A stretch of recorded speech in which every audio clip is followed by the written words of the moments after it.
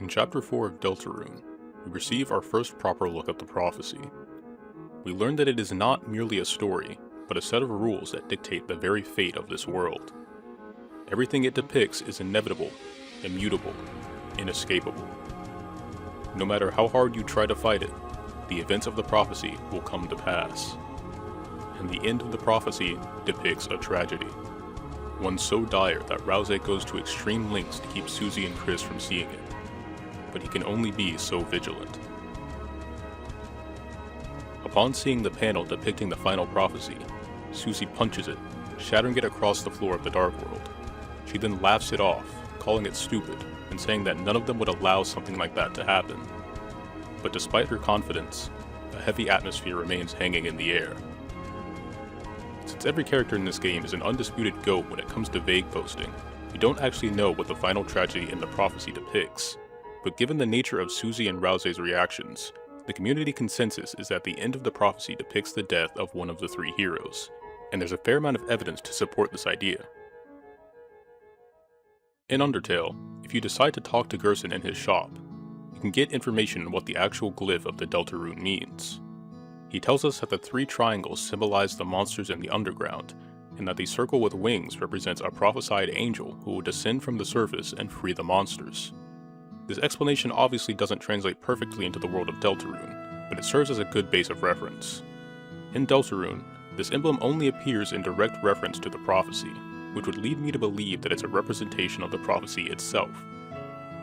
Under this assumption, we could deduce that the winged circle still represents the angel, but that the three triangles now represent the three heroes, as the entire prophecy revolves around the three heroes banishing the angel's heaven. With this in mind, the prophecy panel depicting the final tragedy takes on a much darker meaning. All the elements of the original emblem are present, but one of the triangles is cut in half and lying on the ground. The way that Susie reacts to seeing the end of the prophecy, as well as the imagery of Rouse having blood smeared on his face, would seem to imply that the final tragedy relates to someone's death. But what specifically ties it to Kris?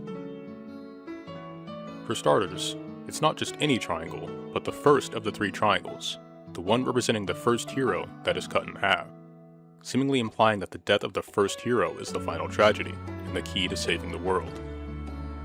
Reinforcing this idea, there are a number of other interactions throughout the game that seem to foreshadow Kris's death. If you choose to do the weird route, Rouse will have a number of interactions displaying a severe level of concern for Kris's well-being.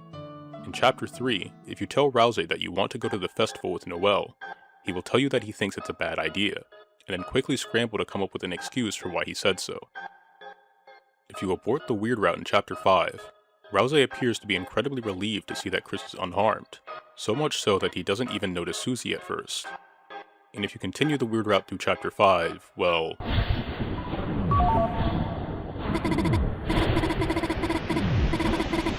you know what happens. We know that Rouse is desperately searching for some way to change the final prophecy, so him being this concerned about Kris would seem to imply that the end of the prophecy relates to Kris's death in some way. After sealing the Dark Fountain in Chapter 5, Kris takes a packet of seeds from flowery soil.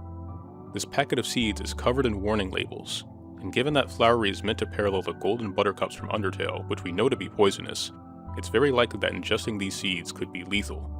This is clearly intended to parallel Kara in Undertale, who committed suicide by consuming a large quantity of these flowers, and is also the most blatant application of Chekhov's gun that has to pay off somehow in later chapters. In Chapter 4, one of the songs Kris can play on the piano in the holiday home is internally titled Last Prophecy.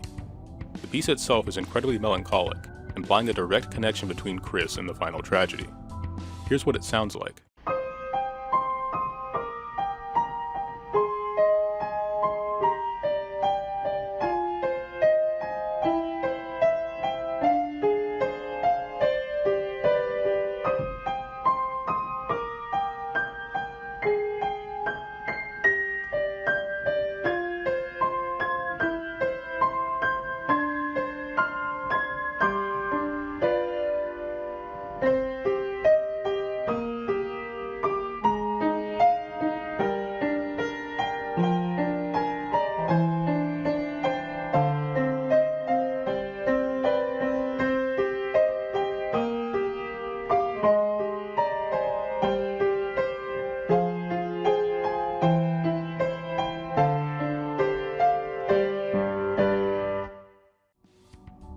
this, though, raises an interesting question.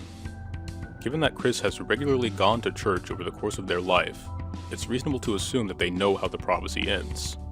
But if Kris is aware that the end of the prophecy depicts the death of the first hero, why would they choose to participate? Well, one thing we can surmise from various interactions is that Kris is seemingly driven by an overwhelming sense of guilt, likely stemming from something related to Des's disappearance. In Chapter 2, you can take Azriel's money from his drawer. If you attempt to take more after this, a text box appears which says you've already taken too much. In the Chapter 4 egg room, washing your hands in the sink nets a dialogue, "You can never wash it all away." This guilt is seemingly the driving force behind a lot of their actions, and appears to make them feel as though they have incurred some debt to their friends and family that they can never repay. So it may be that taking up the mantle of the hero of prophecy and saving the world is their way of attempting to repay this debt.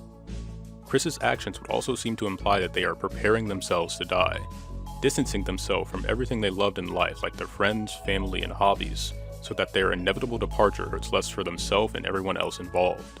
Kris has shown time and time again that they're willing to put their life on the line for the sake of the people close to them. Not because they think it's noble or heroic, but because they don't view their own life as valuable. Kris seems remarkably similar to Rouse in this way, willing to bear an immense burden alone if it means that their loved ones can know peace. So Kris choosing to die for a greater cause is quite fitting for their character. Even though there's a large amount of evidence implying that Kris will be the one who dies at the end of the prophecy, there's also a fair amount that would point toward it potentially being Rouse, so I feel like I should address this. Much of the characterization that ties Kris to the final tragedy, like distancing themselves from people so that others don't worry about them, also applies to Rouse. Rouse is also the most knowledgeable character when it comes to the specifics of the prophecy, so this behavior is especially potent when coming from him. And when saying that none of them would allow the final tragedy to happen, Susie places a special emphasis on Rouse. While I do think this is a possibility, there are a few problems I have with this idea. First of all, in reference to the final tragedy, Susie says that Rouse obviously wouldn't let it happen. But if the end of the prophecy directly states that Rouse has to die, he would absolutely let it happen. He explicitly says to Susie earlier in the same chapter that if anyone should get hurt, it should just be him, so her reaction wouldn't make sense in this context. Secondly, this would conflict with all the foreshadowing of Kris's death that the game has set up so far. It would be incredibly odd, though I suppose not impossible, for Toby to include all these connections between Kris and the final prophecy just for there to be no payoff. And third, at the start of Chapter 5, after having the soul out and presumably being active all night, Kris is shown to be incredibly weak and pale, implying that they are slowly dying without the soul. Assuming that the world will continue to go on even after we beat the game and leave the world of Deltarune, this would seem to imply that Kris is going to die regardless of what we do, so Rouse's death would ultimately be futile. But that's just my thoughts on the matter. If you believe something different, feel free to share your thoughts in the comments. If you enjoyed the video, make sure to like and subscribe. Thanks for watching.